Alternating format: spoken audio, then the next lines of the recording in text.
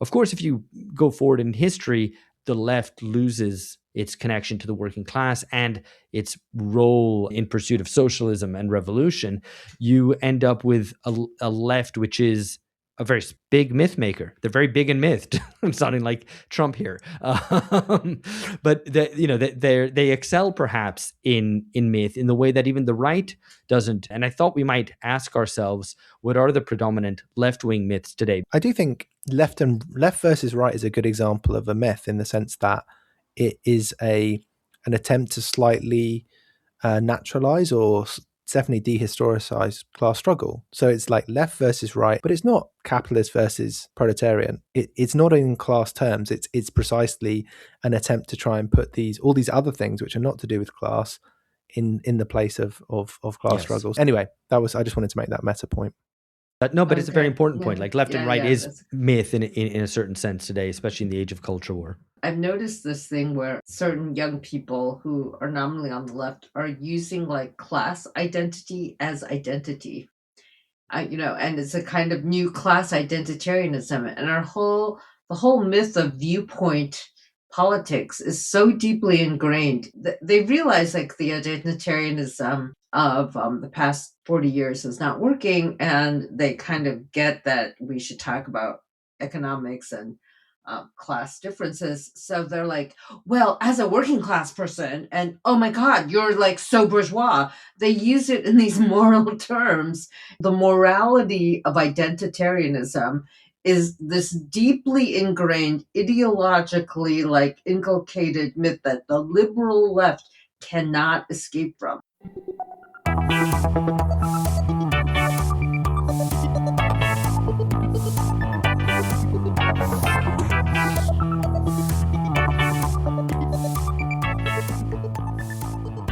Can we become post-myth? Do we even want to? That's some of the words with which a recent documentary on Roland Barthes' Mythologies ends. We'll come on to that documentary maybe in just a bit, but we are here to discuss that work, and we're very happy to be joined by Catherine Liu. It's been a very long time since she's last been on. Hello. Hey. And hello to George. Hey, it hasn't been quite such a long time since I've been on, but thanks for not forgetting that I'm here as well. I appreciate it. And hello to me, Alex. I guess you know who I am if you're listening as well, given this is the reading club. But maybe you're a new joiner, in which case, welcome. Welcome to the BungaCast Reading Club, where we take old works and new and investigate them, try to critically examine them. And this year in particular, we are choosing works that go along with one of our 5 thematic priorities this year, which, because I don't have them written down right in front of me, I'm going to try to remember them off the top of my head. I should have them, it should be at the tip of my fingers, but it might not be. We have the pre-political, we have militarism and war, we have state capitalism, we have political recombinations, and we have illiberalism irrationalism and something. I had some other word there. I mean, irrationalism is an interesting one, because I'm sure we'll talk about myth and reason and all these sorts of things. I was going to ask you all about the myth of the post in BungaCast, but there wasn't a post. There was only a pre. But I was going to actually razz on try to demystify your love of the prefix. Are you talking about us as a podcast or Alex? Alex. Alex does like a prefix. Yeah, this is true. I remember a prefix. Speaking of post, I remember posting once that the fact that everything is post something nowadays speaks to our inability to actually be able to name where we are and what is going on. It speaks to the kind of diffuseness of the era. Speak for yourself. I don't use post. You don't use post? Okay, that's good. That's good. I'm going to go post to make a very George-like joke. Yeah. Yeah. Okay. Let's get started. Just to briefly introduce, you are probably familiar, have heard of this work at least. It came out in 1957. It's a collection of 53 short essays, which were written in the years preceding its publication, and not post, because that would be kind of complicated. Anyway, and most of which were first published in the French literary review, Les Lettres Nouvelles. It draws on linguistics, especially sociostructuralism, some psychoanalysis, especially Freud, and it plays with this idea of latent and manifest meanings, for example, of dreams. There's some Sartre and there's some Marx in it, and it's rather complicated. I think it's a rather challenging read, even if the content that occupies most of the book, the first, I don't know, 3/4 of the book, in which Barthes examines specific myths, is actually quite intelligible. The theoretical scaffolding which he introduces and works through towards the end is a little bit more difficult, particularly its relationship to linguistic structuralism, and maybe Catherine can help us kind of rebuild that scaffolding so we know what it looks like as a whole and in its process of development, which indeed is I guess a lot of what Barthes' concern is, to historicize and not make things appear natural and flattened. It's this work of demystification to show how the natural, or rather how the historical becomes naturalized, as he puts it. By the bourgeoisie. By the bourgeoisie. Well, I'm getting on to them. Myth transforms history into nature. I mean, that's the most resumed summation of the book, and it's an almost direct quote from the book. To quote directly, myth has the task of giving an historical intention a natural justification and making contingency appear eternal, end quote. His concern in the book remains Marxist and revolutionary. It's bourgeois society that produces myths, and old dead myths are not of his concern here. Bourgeois society produces myths, and he polemicizes against the bourgeoisie for this reason. In fact, he argues that the only non-mythological is direct productive activity, where you speak directly to what you're doing. The woodsman, the woodcutter cuts tree. He speaks tree. He doesn't speak of or on or about tree. And the other non-mythological activity would be revolution. So we're going to come to those points as we work through this, because we want to inquire as to whether we think that's right. Just to cite some examples of myths that he works through, critiques in the first part of the book. The example that he most returns to is, to use the antiquated language, Negro soldier on the cover of Paris Match magazine, where this signifier stands for French imperiality, and French imperiality as inclusive and benevolent. Other famous ones include wrestling, how the staging of a morally clear and legible contest where suffering and punishment are immediately meaningful is brought out. Catherine wants to talk a little bit about wrestling, so we're going to come to her on that in just a second. There's steak frites, symbol of strength and vitality, timeless, essential French gastronomy. The notion of margarine is shown in an ad as to be disgusting, but then it turns out to be tasty and useful and cheaper than butter. So this is the technique of inoculation, to introduce critique of an institution as a way to inoculate the public from, I guess, a more thoroughgoing critique of said institution or the form of society in which we live. Another point which we will return to. Just two more quotes to kind of set up what this book is about before we actually work through it.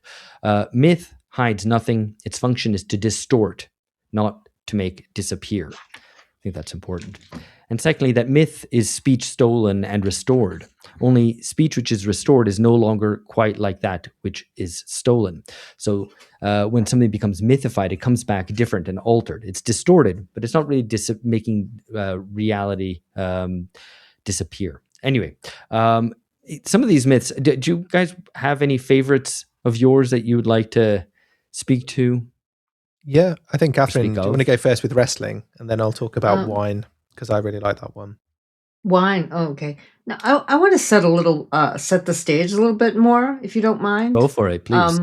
Barthes wrote this book during the explosion of consumer society in France.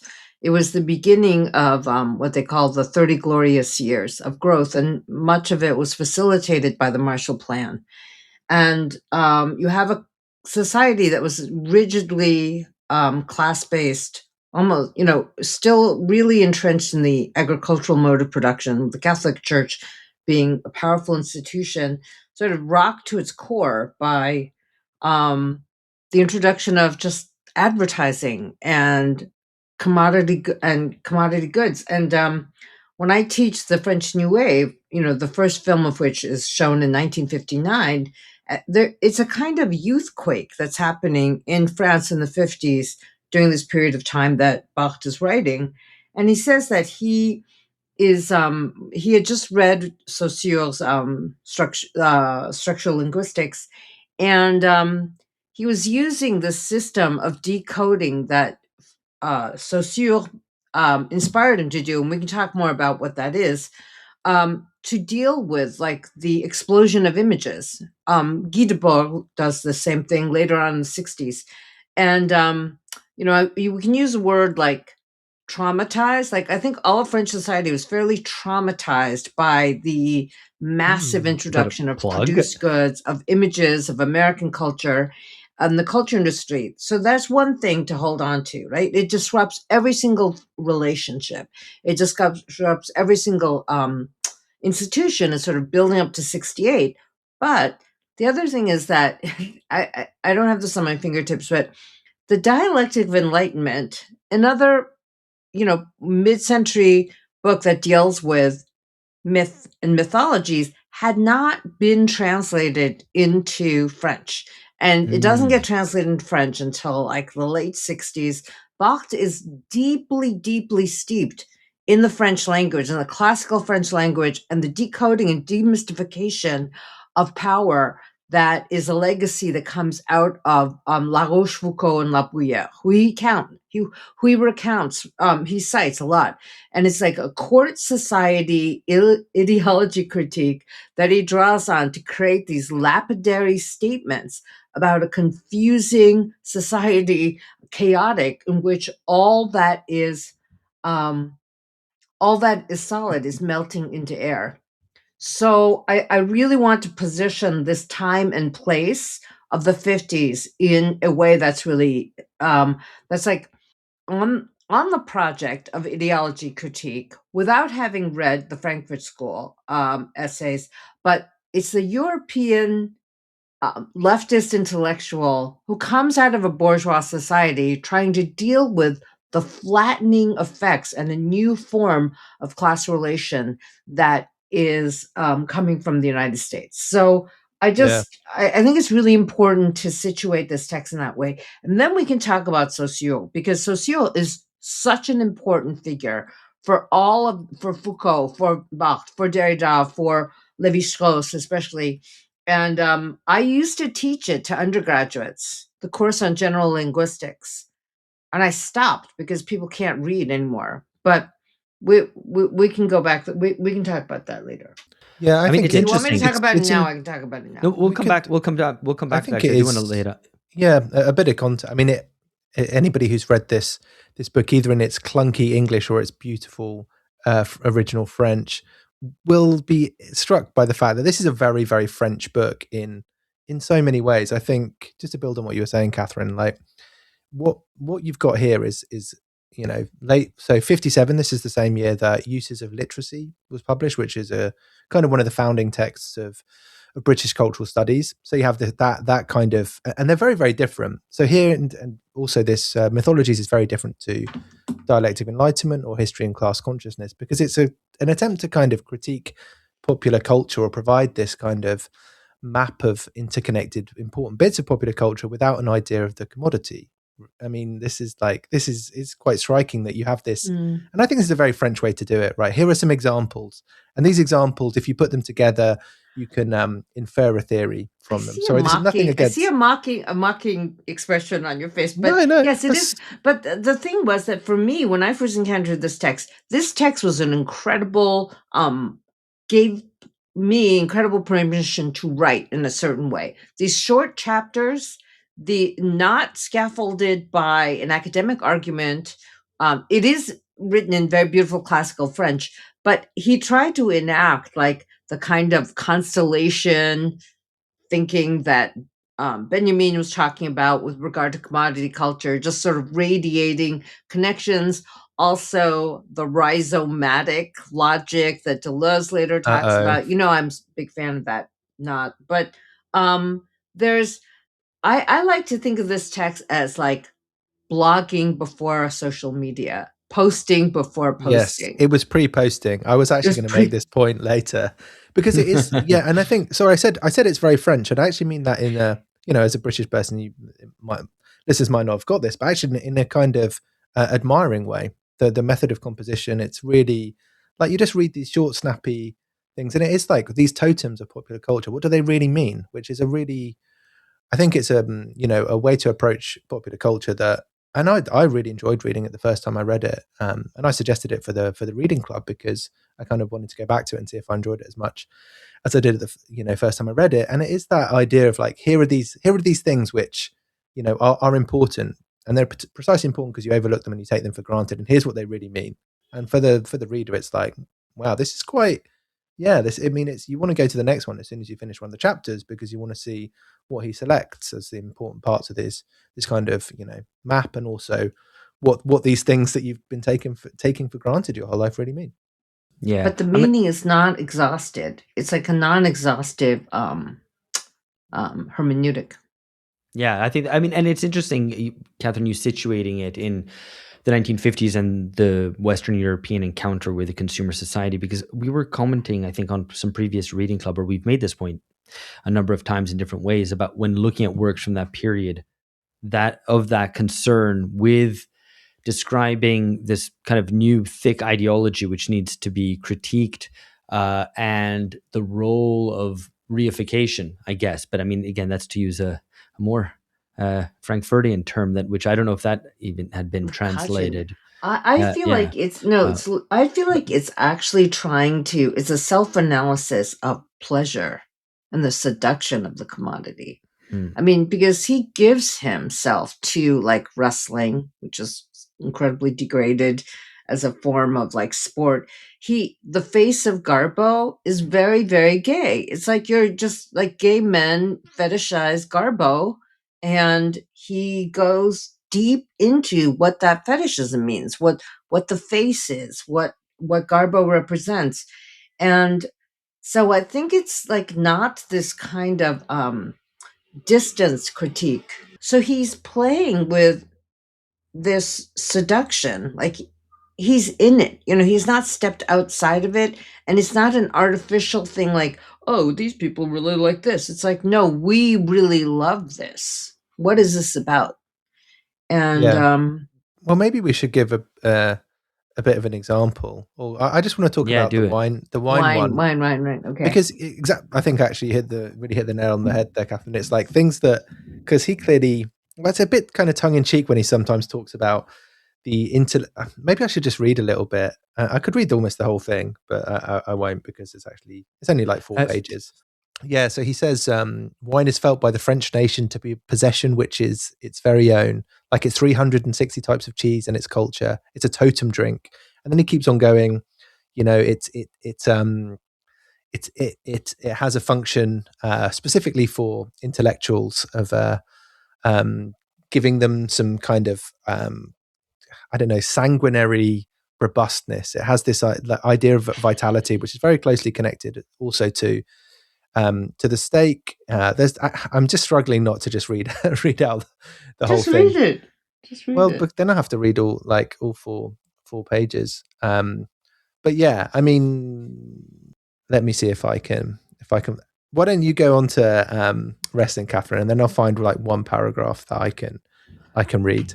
Oh, okay. Actually, I wanted to comment on the writer on vacation before we go to wrestling, and because it's like near and dear to my heart too. He's talking about a popular magazine that's featured a writer on vacation, and I think it is Gide. Oh yeah, André Gide, reading what he's reading on the Congo, actually, and it's photographed, and it's in the Figaro. And Figaro is like a right-wing magazine. And he goes on and talks about how writers are now proletarianized because they can also go on vacation. And when they go on vacation, however, they are always working. Like they're always writing, they're always reading a book. I mean, it struck like really too close to home.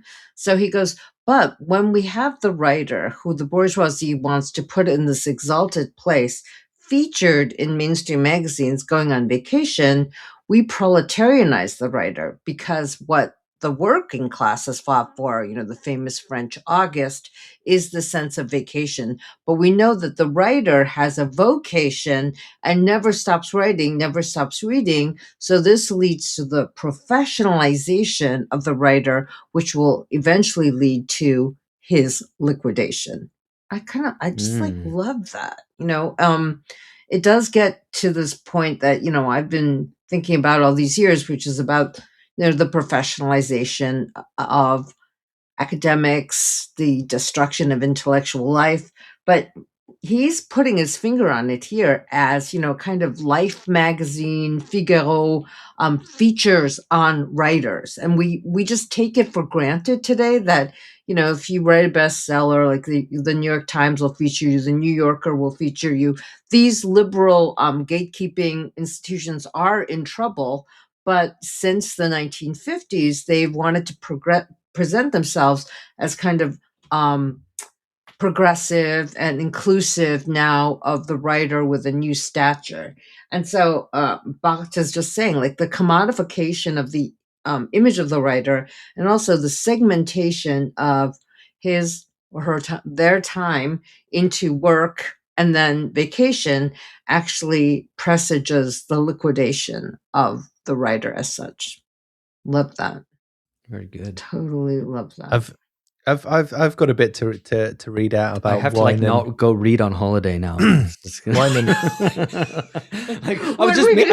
I'm going somewhere which I've never been to before, and I've just made a reading list of like 3 books to read while I'm there. I'm like, what are we gonna do? I know. I can't speak for everyone you're seeing on your holiday, but as a podcaster, maybe take a break from talking while you're on your vacation. I think a polite way of telling someone to shut up. Yeah. So he's talking about how milk is the anti-wine, not water, because in the basic morphology of substances, milk is the opposite of fire by all the denseness of its molecules, by the creamy and therefore soothing nature of its spreading. Wine is mutilating, surgical. It transmutes and delivers. Milk is cosmetic. It joins, covers, restores. Moreover, its purity, associated with the innocence of the child, is a token of a strength which is not revulsive, not congestive, but calm, white, lucid, the equal of reality. Some American films in which the hero, strong and uncompromising, did not shrink from having a glass of wine before drawing his avenging colt, have paved the way for this new Parsiphalian myth. A strange mixture of milk and pomegranate, originating in America, is to this day sometimes drunk in Paris amongst gangsters and hoodlums, but milk remains an exotic substance. It is wine which is part of the nation. I think one of the reasons why I like that one, and I was going to read the one, steak and chips. I mean, treat yourself to a steak and chips chapter, listener, after you've listened to this. But yeah, he links a lot of it back to like Frenchness. Like, what is it to be particularly French? Or I think his starting point is the French bourgeoisie and the sorts of myths which they create and the sorts of things which they want to naturalize. What role does milk play in this? This goes back to the reading of Saussure, because Saussure says that all signifiers only signify insofar as they are differentiated or opposed to other signifiers. So the world of the signified, like wine and milk, are inert as signifieds. But within the system of meaning, like he's doing an autoethnography of Frenchness, wine takes on meaning because it is not milk. Milk takes on meaning because it is not wine. And then he just, he kind of has fun with it and goes really deep into this. The same thing with detergent. The whole chapter on detergent and bubbles is incredible too, like what cleanliness meant. But for Saussure and then for Lévi-Strauss, what they did was look at, Lévi-Strauss especially, like systems, cultures are based on, for Lévi-Strauss, an ability to differentiate between the cooked and the raw. So this is like taking the cooked and the raw and saying it's not just primitive people who are, differentiating in this cultural system, but actually Frenchness is based on the differentiation between milk and wine. Well, and the French now drink for the first time more beer than wine. I saw a post today lamenting the disappearance of whatever, La Belle France, whatever, some concocted 1950s image of France, of intellectuality, of wine, of leisure, etc., which perhaps its own myth, and tagging that to this news about beer being more consumed than wine for the first time ever in France. I agree with the original poster. France is cooked. If they're drinking more beer than wine, it's all over. Well, it's the Anglos have gone too far. I've said this before, but the Anglos have gone too far. But nobody's drinking in England. The pubs are closing, so nobody's drinking. The French are probably drinking less as well, as a whole. But to move on.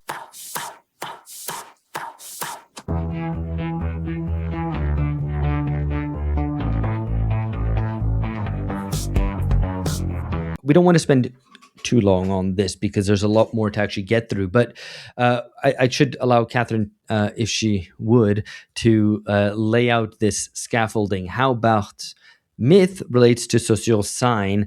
How do those two dialogue with each other? How does Barthes move from the linguist's concern with meaning to his more political concern with ideology? So I don't know why I was so excited about this idea when I read Saussure, but, let's go back in time. Like, I read this thing, I read the course in general linguistics, and what Saussure's linguistics says is that the language itself is a system that is arbitrary insofar as signifying units are not motivated by reference. Okay, I know that sounds like really dry and boring, but I thought, wow, this is so amazing, because in the traditional eschatology, which is very religious too, like in the beginning there was the word. And the word is motivated either by God or by something that's in the world of referentiality that then becomes like a unit of meaning. Now, there are certain forms of language that obey this law, onomatopoeia, pow or meow, or but even like in that case, you could say that there isn't a pure sound that becomes linguistically significant, because different languages have different ways of representing the sounds of animals. Like when I taught this, I would say like, okay, so what sound does a rooster make in English? Cockle-doodle-doo. What sound does the rooster make in French? Cocorico. Like they're still similar because it's Indo-European, but but the arbitrariness of the sign is the basis of how the theorists, especially the French theorists, started to think about signifying systems divorced from a motivational referential world. And this is how language itself and meaning becomes denaturalized. Yeah, I mean, this is very exciting to me. Yeah, no, as a young person. I think that's very, very well. But I know this wasn't the main point that you were making. But I remember when I realized that animals make different sounds in different languages, and my mind was just blown, because I was like, "What?" That it was a very important moment in my intellectual development. I'm actually not joking when you realize that. Either. I'm making fun of myself, but yeah, I love that. When you realize that some of the things that you've taken for granted, like it's so basic, like a dog says woof and a cat says meow, and a rooster says cock-a-doodle-doo, and you're like, well, no, that's actually socially constructed. You're like, what else is linguistically constructed? Is money, is property. I mean, you start putting in that thread, and you end up podcasting several years later talking about things like this. It's don't do it, kids. Yeah, sorry. I think that obviously, and I made this point earlier, but like that theoretical framework that you just unpacked there, Catherine, is, it is a very different way to approach it than the commodity. Which I think, if you have that model of analyzing culture, you can do it in a very sophisticated way, like the Frankfurt School, or you can do it in quite a reductive way, where it's like one logic fits it all. Like this wouldn't have been a very good book if every myth that he identified was really about class struggle. I mean, ultimately, he does kind of that's the kind of political unconscious, as Jameson might put it. But it would just be like, oh, wrestling is actually about class struggle. just Yeah, like but in two so there paragraphs. was- let's the get on. So let me just finish this one part. So this for me was so powerful because the one thing that's being demystified here is bourgeois humanism.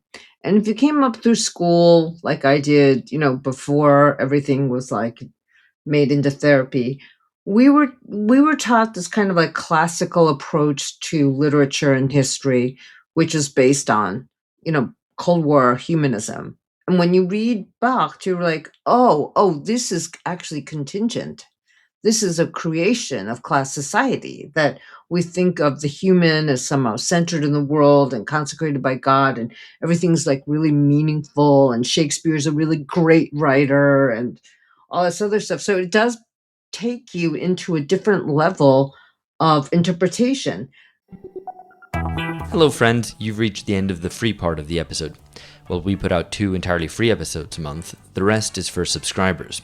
For access, please join us at patreon.com/bungacast. For $7 a month, subscribers receive episodes with the entirety of the BungaCast cast. That's George Hoare, myself, Alex Hochuli, and our contributing editors, Philip Cunliffe, Lee Jones, Amber Lee Frost, Catherine Liu, Alex Gurevich, Ryan Zickgraf, and Lee Phillips, as well as a huge number of guests.